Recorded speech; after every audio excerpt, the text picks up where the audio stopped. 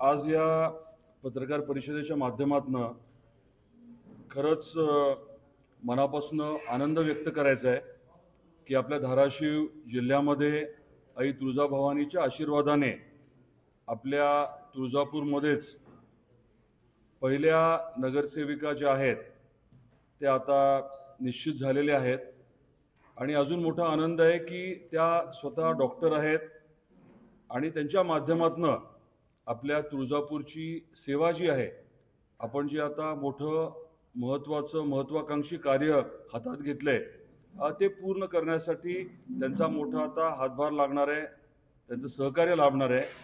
त्याबद्दल सुरुवातीलाच आई तुळजाभवानीचे मी मनापासून हृदयापासून आभार व्यक्त करतो की कल दिलाय. साधी गोष्ट आहे की आपण इतके वर्ष जे बोलतोय ते विकासाच्या बद्दल बोलतोय.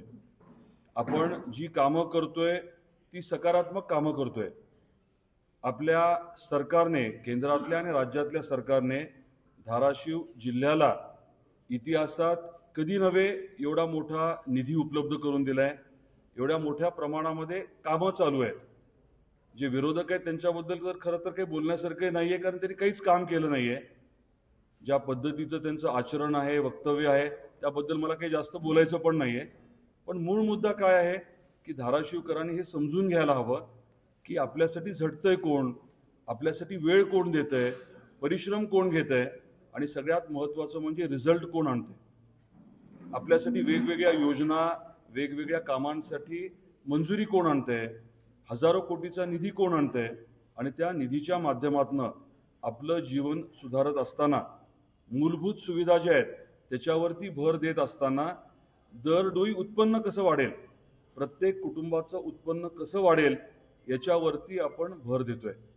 वेगवेगळ्या इंडस्ट्री कशा आणता येतील, औद्योगिक वसाहती कशा विकसित करता येतील याच्यावरती आपला भर आहे. जे स्वतःचा उद्योग उभा करू इच्छितात त्यांना कर्ज उपलब्ध करून देणं, अनुदान मिळवून देणं, त्याच्यावरती आपण भर देतोय. आणि स्थानिक रोजगार निर्मितीवरती तर प्रचंड आपला भर आहे. आई तुळजाभवानीचं मंदिर आणि परिसर तिथे तर आपण 1800 कोटीचं विकास कामं हाती घेतलेली आहेत आणि प्रचंड प्रमाणामध्ये तिथे आता भाविक वाढणार आहेत. कारण रेल्वेचं काम आपल्याला माहिती आहे, 3295 कोटी रुपये हे आपल्या सरकारने दिलेले आहेत. त्यामुळे तिथे जी आता 1.5 कोटी पर्यटक येतात ती संख्या 5 कोटीपर्यंत नेण्याचं आपलं उद्दिष्ट आहे. आणि मग तिथे आलेले भाविक जे आहेत त्यांनी राहावं, तिथे राहून तिथल्या अर्थव्यवस्थेला प्रचंड चालना मिळावी या अनुषंगाने आपले जे काही पावलं आहेत ती आपण उचलतोय.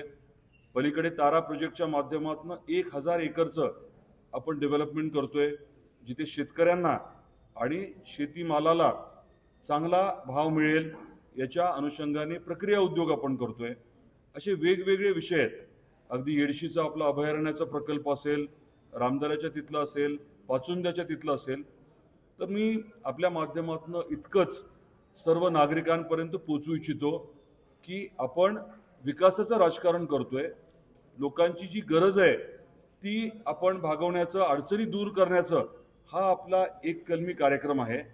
आणि हा कार्यक्रम सुदैवाने अतिशय चांगल्या पद्धतीने, सकारात्मकतेने, ताकदीने चाललाय. विरोधक जे काही बोलतात, करतात, त्यांनी केलेली कामं मांडावी, विकासाच्या राजकारणावरती बोलावं.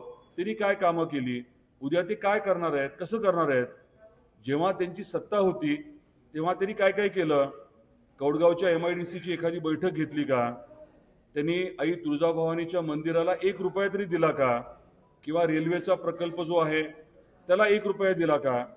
मेडिकल कॉलेज आम्ही सुरू केलं म्हणतात, पण जेव्हा इथे कमिटी आली NMCची तेव्हा डॉक्टर नव्हते, इक्विपमेंट नव्हतं आणि आपल्याला परवानगी दिली गेली नाही. सरकार महायुतीचं आल्यानंतर आपण डॉक्टर्स इकडे आणून घेतले, सगळी मेडिकल कॉलेजची सोय केली, कमिटी बोलवली आणि त्याच्यानंतर आपल्याला मेडिकल कॉलेजमध्ये ॲडमिशनला परवानगी मिळाली. त्यामुळे खोटं न बोलता पुराव्यानिशी त्यांनी केलेलं काम जे आहे त्यांनी मांडावं आणि मग आमचे जे सहकारी आहेत ते आम्ही केलेलं काम निश्चितपणे पुराव्यानिशी मांडतील. तर माझी या प्रेसच्या माध्यमातून विनंती सर्व धाराशिवकरांना हीच आहे, आपल्या जिल्ह्यातल्या प्रत्येक नागरिकाला ही आहे की भारतीय जनता पार्टी आणि महायुती प्रामाणिकपणे, ताकदीने आपल्या बरोबर आहे. आपलं जीवनमान सुधारावं, अर्थकारणाला बळकटी मिळावी आणि आपल्या धाराशिवचा चेहरा मोहरा बदलावा, यासाठी आम्ही जे काम करतोय, जे प्रयत्न करतोय, त्याला आपण आपल्या मतदाराच्या आशीर्वादाच्या माध्यमातून प्रचंड बळ द्यावं, ही विनंती आपल्या सर्वांच्या माध्यमातून मला करायची आहे.